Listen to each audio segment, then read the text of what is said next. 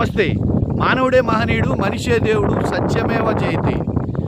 80 ఏళ్ల స్వతంత్ర భారతదేశంలో అప్పులు పెరిగిపోయినాయి, అవినీతి పెరిగిపోయింది, కులభావం పెరిగిపోయింది, మత ఛాందసవాదం పెరిగిపోయింది, నేరాలు పెరిగిపోయినాయి, అరాచకాలు పెరిగిపోయినాయి. బ్రిటిష్ పరిపాలనలో మనం ప్రభుత్వాన్ని వ్యతిరేకిస్తే మాత్రమే జైల్లో పెట్టేవాళ్ళు. కానీ ఇప్పుడు సామాన్యుడు ప్రశ్నిస్తే జైల్లో పెడుతున్నారు, తన బాధను చెబితే జైల్లో పెడుతున్నారు, తన ఇబ్బందిని తెలియజేస్తే జైల్లో పెడుతున్నారు. కార్పొరేట్ వ్యవస్థ చేతిలో కట్టు బానిసగా భారతదేశం మిగిలిపోయింది.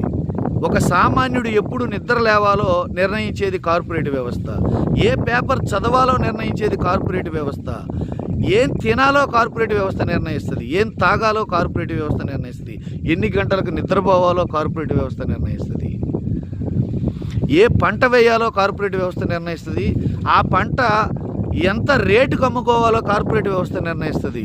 చివరికి రైతు ఎంత అప్పు కావాలో, ఎన్నాళ్ళకి చనిపోవాలో కూడా కార్పొరేట్ వ్యవస్థే నిర్ణయిస్తుంది.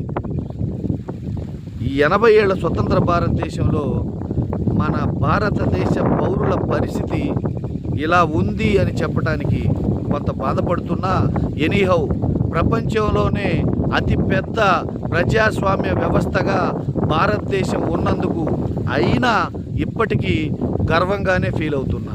దేశ ప్రజలందరికీ 80వ స్వతంత్ర దినోత్సవ శుభాకాంక్షలు.